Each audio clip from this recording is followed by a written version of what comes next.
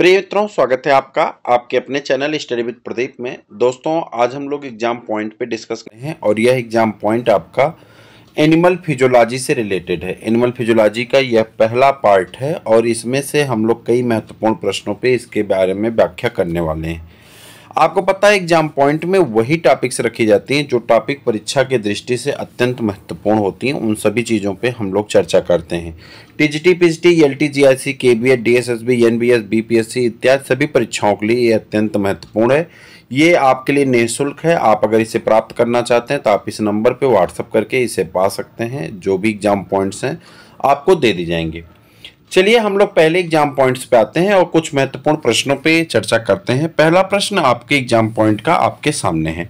हम लोग 25-30 exam points को एक बार में चर्चा में शामिल करते हैं। पहला देखते हैं, कह रहा बंधकाय अर्थात डेस्मोसोम, बंधकाय जिसे हम लोग डेस्मोसोम कहते हैं, दो जंतु कोशिकाओं के बीच उपस्थित, दो जंतु कोशिकाएं हैं, उनके बीच में उपस्थित डिस्क के आकार की संरचनाएं होती हैं। कह रहा दो जंतु कोशिकाओं के बीच डिस्क के आकार की संरचना को डेस्मोसोम कहते हैं।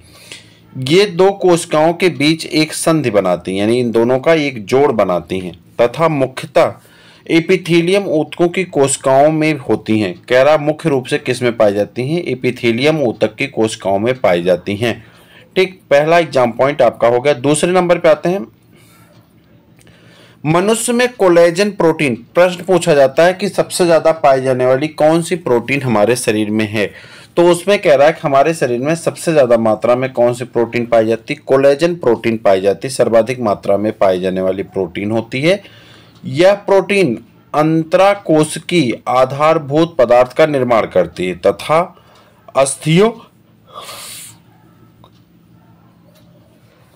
अस्थियों यानी हड्डी, टेंडन यानी उसके बाद जो है लिगामेंट तथा संयोजी ऊतकों को प्रचुर मात्रा में पाया जाता है। कह रहा कि ये हड्डियों में, टेंडन में, लिगामेंट में, संयोजी ऊतकों में प्रचुर मात्रा में पाई जाती हैं। कौन? Collagen protein. त्वचा में एपिडर्मिस की सबसे आंतरिक सतह, त्वचा में एपिडर्मिस की सबसे आंतरिक जो सतह होती है उसे क्या कहते हैं? स्ट्रेटम मैलपीजी के नाम से जाना जाता है। कह रहा है त्वचा में जो एपिडर्मिस है, एपिडर्मिस की जो सबसे आंतरिक सतह होती है उसे स्ट्रेटम मैलपीजी के नाम से जाना जाता है। इसमें डर्मिस की कोशिकाओं में रुधिर से पर्याप्त पोषण प्राप्त कर नियमित रूप से वृद्धि और विभाजन की क्रिया होती रहती है। कह रहा है जो स्ट्रेटम मैलपीजी है ये ब्लड वेसल से लगातार ब्लड को प्राप्त करती रहती है जिससे न्यूट्रिएंट मिलते रहते हैं और ये वृद्धि और विकास में सहायक होती हैं। लगातार विभाजन करती रहती हैं और वृद्धि का कार्य चलता रहता है। अंतःकरण के दो भाग होते हैं। जो अंतःकरण है उसके कितने भाग होते हैं? दो भाग होते हैं। एक अस्थि गहन भाग और दूसरा है कला गहन भाग। अस्थि गहन वाहिकाओं की एक श्रृंखला होती, अस्थि गहन भाग जो होता है वाहिकाओं की एक श्रृंखला होती है।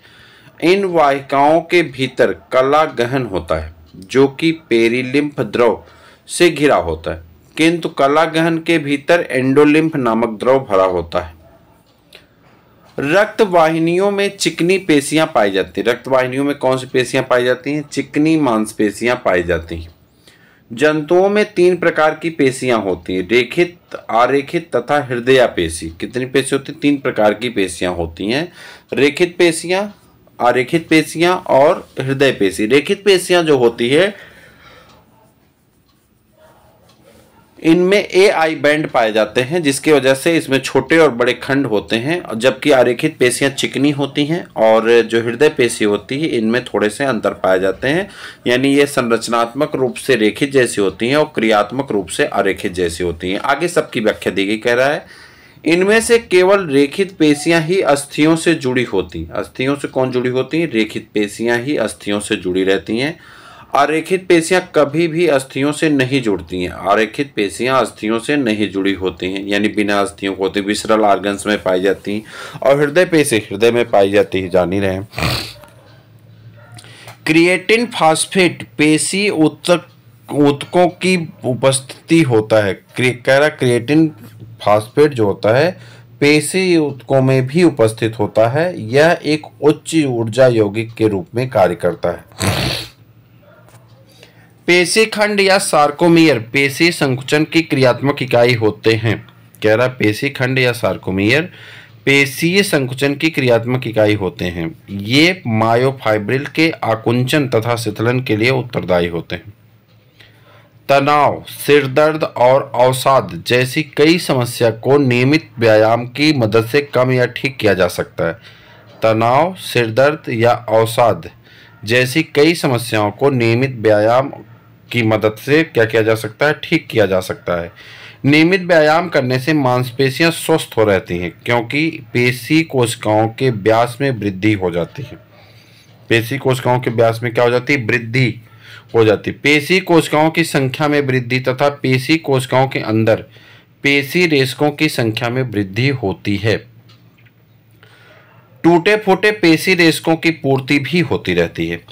इसके अतिरिक्त रक्तचाप भी नियंत्रित रहता है। तो इस प्रकार जो है व्यायाम करने से शरीर जो है बेहतर विकास करती है, यानी शरीर जो है विकसित होती रहती है। ठीक, आगे बढ़ जाते हैं। अगली टॉपिक है आपकी स्तरित उपकलाएं। ऐसी उपकलाएं जो ढकी हुई हैं, यानी ढकने का कार्य करती हैं। स्तरित उपकलाएं विभिन्न प्रकार की होती हैं। इसमें क्रेटिन युक्त स्तरित उपकला जलरोधी होती हैं क्योंकि इस पर क्रेटिन नामक जलरोधी पदार्थ होता है। प्रसार योग्य लगभग सभी उपकलाएं होती हैं, हालांकि सर्वाधिक प्रसार अंतर्वर्ती उपकला में पाया जाता है। प्रश्न यही पूछा गया था, सबसे ज़्यादा जो है प्रसार कौन सी उपकला करती है? तो आप कहेंगे अंतर्वर्ती उपकला जो है सबसे अधिक प्रसार करती है। आगे बढ़िए। आभासी स्तरित ऊतक साधारण या एक स्तरीय एपिथेलियम ऊतक का उदाहरण होता है। हैवर्सियन तंत्र की उपस्थिति केवल स्तनधारियों मानव खरगोश की कॉम्पैक्ट अस्थियों का प्रारूपिक लक्षण है। हैवर्सियन तंत्र का निर्माण हैवर्सियन कैनाल, हैवर्सियन पटलिकाएं तथा ऑस्टियोसाइट कोशिकाओं के सम्मिलित रूप से होता है। प्रत्येक हैवर्सियन कैनाल में एक धमनी, एक सिरा, एक लसिका वाहिनी तथा एक तंत्रिका होती है। क्या क्या होती है? एक धमनी, एक सिरा, एक जो है सिरा तथा एक लसिका वाहिनी तथा एक तंत्रिका होती है। अस्थिमज्जा दो प्रकार की होती है, लाल अस्थिमज्जा तथा पीत अस्थिमज्जा। लाल अस्थिमज्जा का प्रमुख कार्य लाल रुधिर कणिकाओं का निर्माण करना होता है, जबकि पीत अस्थिमज्जा का कार्य वसा संग्रहण है। ओसिन प्रोटीन अस्थि की आधात्री में पाया जाता है। ओसिन प्रोटीन कहाँ पाया जाता है? अस्थि की आधात्री में पाया जाता है। स्तनधारियों में अस्थि में हैवर्सियन नलिका की उपस्थिति इनका विशिष्ट लक्षण होता है। हैवर्सियन नलिकाएं आपस में अनुप्रस्थ नलिकाओं से जुड़ी होती हैं, जिन्हें बॉकमैन नलिकाएं कहते हैं। क्वाड्रिसेप्स एवं गैस्ट्रोनेमियस नाम पेशियां टांगों में उपस्थित होती हैं। एक्रोमियन प्रवर्ध स्कैपुला अस्थि का भाग होता है। एक्रोमियन प्रवर्ध स्कैपुला अस्थि का भाग होता है। इसके ठीक नीचे की ओर ग्लिनॉइड गुहा नामक गहरा गर्त होता है, जिसमें बाहु की हड्डी प्रगणिका का सिर धंसा रहता है। एक्रोमियन प्रवर्ध के निकट ऊपर की ओर निकला एक अन्य कैरेक्वाइड प्रवर्ध होता है, जिस पर पेशियां लगी होती हैं।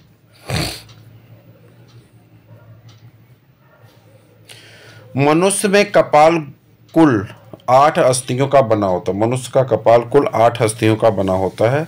इसमें से 4 अयुग्मित तथा 4 युग्मित होती हैं। ये निम्नलिखित हैं। पहला frontal, parietal, occipital, temporal, sphenoid और एथमॉइड। ये 6 होती हैं, जिसमें से 4 युग्मित हैं और 2 युग्मित होती हैं और 4 अयुग्मित होती हैं। जो 2 युग्मित होती हैं वो कौन है? पैराइटल और टेम्पोरल, ये युग्म हैं और बाकी सभी क्या हैं? एक एक हैं, यानी अयुग्मित हैं। मनुष्य के प्रत्येक हाथ या अग्रपाद में अस्थियों की कुल संख्या 30 होती है। मनुष्य के प्रत्येक हाथ या अग्रपाद में अस्थियों की कुल संख्या कितनी होती? 30 होती है, जिनका विवरण निम्नलिखित है, नीचे दिया गया है। ह्यूमरस 1 होता है। रेडियस तथा अल्ना 2 होते हैं। ठीक, एक रेडियस एक अल्ना। कार्पल्स की मात्रा 8 होती है। मेटाकार्पल 5 होते हैं और अंगुलियों की संख्या कितनी होती है? 14 होती है। ठीक, अंगुलियों की संख्या कितनी होती है? 14 होती। मनुष्य में 8 अस्थियां मस्तिष्क के चारों ओर तथा मस्तिष्क खोल अर्थात कपाल बनाती हैं, जिनकी गुहा को कपाली गुहा कहते हैं। जिनकी गुहा को क्या कहते हैं? कपाली गुहा कहा जाता है। 14 अस्थियां चेहरे का कंकाल बनाती हैं, जबकि 6 अस्थियां मध्य कर्णों में कर्ण अस्थियां होती हैं। इसके अतिरिक्त जिह्वा के आधार पर स्थित घोड़े के नाल के आकार की एक कष्टिका अस्थि या हाइयोइड बोन पाई जाती है। इस प्रकार मनुष्य की खोपड़ी में कुल 28 हड्डियां तथा एक हाइयोइड बोन पाई जाती है। कुल की संख्या मिलाकर के कितनी हो जाती है? 29 हो जाती है। मस्तिष्क अन्न एवं अन्न तंत्र की ऊतक बाह्य त्वची, मस्तिष्क तथा अन्न तंत्र की ऊतक बाह्य त्वची, ठीक, कंकाल तथा अन्य संयोजी ऊतक मध्य त्वची, मध्य स्तरी और यकृत अंतः स्तरी होते हैं। कशेरुकी जंतुओं में नेत्र का लेंस तथा मूर्तिपटल दोनों एक्टोडर्म से उत्पन्न होते हैं। कह रहा कशेरुकी जंतुओं में नेत्र का लेंस और मूर्तिपटल दोनों एक्टोडर्म से व्युत्पन्न होते हैं। रेटिना नेत्र गोलक का सबसे भीतरी स्तर होता है। वृक्क के नेफ्रॉन के ग्लोमेरुलस भाग में परानिस्यंदन की क्रिया होती है। परानिस्यंदन क्रिया कहाँ होती है? ग्लोमेरुलस भाग में होती है। ग्लोमेरुलस भाग रुधिर कोशिकाओं का बना एक जाल होता है। हालांकि निस्यंदन कला में 3 स्तर होते हैं: रुधिर कोशिकाओं के एंडोथीलियम तथा आधार कला, बोमेन कैप्सूल की ऊपरी कला, परंतु इसमें मुख्य भाग रुधिर कोशिकाओं का होता है। कोलेजन मानव शरीर में सर्वाधिक मात्रा में पाया जाने वाला प्रोटीन होता है। यह पूरे संपूर्ण प्रोटीन का 30% हमारे शरीर में होता है। कोलेजन 14 प्रकार के होते हैं। कंड्रा एक प्रकार का संयोजी ऊतक है जो अधिकांश रूप से श्वेत रेशेदार संयोजी ऊतक के बंडलों से बनता है। इसका अधिकांश भाग कोलेजन प्रोटीन होता है। यह अस्थियों के कंकाली पेशियों को जोड़ता है। अस्थियों को किससे जोड़ता है? कंकाली पेशियों से जोड़ देता है। एक पसली के 2 भाग होते हैं: कशेरुक भाग तथा उरोस्थीय भाग। कशेरुक भाग लंबा और अस्थीय होता है, जबकि जिसके दोनों सिरे होते हैं। पहली 9 पसलियों में ट्यूबरकुलर तथा कैपिटुलर ये सिरे वक्षीय कशेरुकाओं से जुड़े होते हैं। 2 जेड पट्टियों के बीच का भाग सार्कोमियर कहलाता है। 2 जेड पट्टियों के बीच का भाग क्या कहलाता है? सार्कोमियर कहलाता है। यह पेशी की क्रियाशील तथा संकुचनशील इकाई है। स्तनधारी में क्रेनियोस्टाइलिक प्रकार का हनुलिम्बन होता है। ऑटोस्टाइलिक हनुलिम्बन उभयचर में पाया जाता है, जबकि सरीसृप तथा पक्षियों में होता है। यह 3 प्रकार का होता है: होलोस्टाइलिक, मोनिमोस्टाइलिक तथा स्टेप्टोस्टाइलिक का होता है, जबकि हायोस्टाइलिक अनुलिम्बन मछलियों में पाया जाता है। स्तनधारियों का मध्य कर्ण मैलियस, इनकस तथा स्टिपीज का बना होता है। तीनों हड्डियां हैं, मैलियस, इनकस तथा स्टिपीज का बना होता है। ये बाहर से अंदर की तरफ निम्न क्रमानुसार व्यवस्थित होते हैं। मैलियस ये आर्टिकुलर अस्थियों का रूपांतरण होती हैं। इनकस ये क्वाड्राइट अस्थियों का रूपांतरण होती हैं। स्टिपीज ये हायोमैंडिबुलर अस्थियों का रूपांतरण होती हैं। स्टिपीज स्तनियों में पाई जाने वाली सबसे छोटी अस्थि होती है। उसके बाद आगे बढ़ते हैं। कह रहा है ए बैंड मोटे तथा पतले दोनों तंतुओं का बना होता है। इसका केंद्रीय भाग ए बैंड मोटे तथा पतले दोनों तंतुओं का बना होता है। इसका जो पतला भाग होता है पतले तंतुओं का अति व्यवस्थित नहीं हो पाता, अतः इसे यच क्षेत्र कहते हैं। सार्कोमियर के मध्य यच क्षेत्र के मायोसिन प्रोटीन की बनी हुई एक पतली यम रेखा पाई जाती है। केंद्रीय तंत्रिका तंत्र की केंद्रीय तंत्रिका तंत्र के प्रेरक द्वारा एक संकेत प्रेषण से पेशी संकुचन का आरंभ होता है। एक प्रेरक न्यूरॉन तथा इससे जुड़े पेशी रेशे एक प्रेरक इकाई का गठन करते हैं। प्रेरक न्यूरॉन और पेशी रेशे के सार्कोलेमा के मध्य की संधि को तंत्रिका पेशी संगम या प्रेरक अंतपट्टिका कहते हैं।